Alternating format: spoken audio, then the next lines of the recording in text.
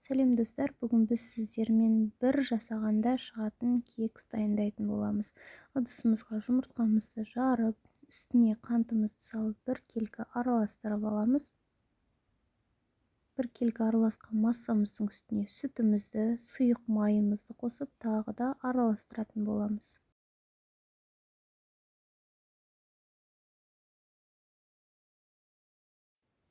Бір келкі араласқан сұйық массамыздың үстіне какаомызды, содамызды, разрыхлителімізді қосып, тағы да араластырамыз. Оның үстіне ситадан өткізілген ұнымызды саламыз. Ұнымызды 2 рет, 3 рет ситадан өткізіп жіберсек тіпті жақсы болады. Кексіміз воздушный, пористый болып шығады. Қажет заттардың толық құрамы астында описанияда жазылып тұрады.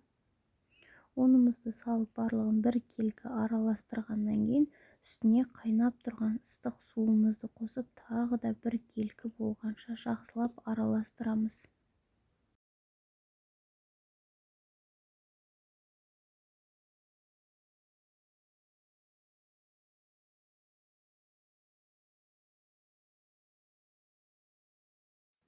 Дайын болған массамызды кімде қандай форма бар, сол формаларға құйып шықсаңыздар болады. Менде міне көріп тұрғандарыңыздай екі түрлі форма.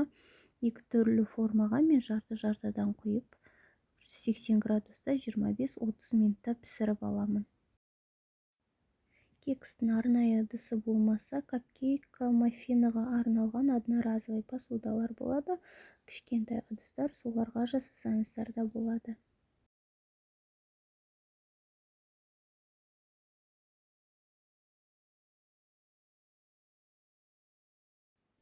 Духовка әртүрлі болғандықтан, әр духовкада пісу уақыты әртүрлі болуы мүмкін. Менде 25-30 минуттың ішінде пісіп шығады. Міне біздің кекстарымыз пісіп шықты. Өте әдемі, пористый, воздушный болды. Енді кексімізді мен сахарный пудрамен әсемдедім. Менде не тающая сахарная пудра.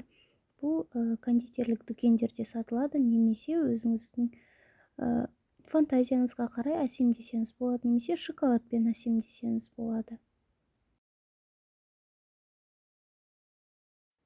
Астарыңыз дәмді болсын, сіздер де жасап көріңіздер, комментарий қалдырыңыздар.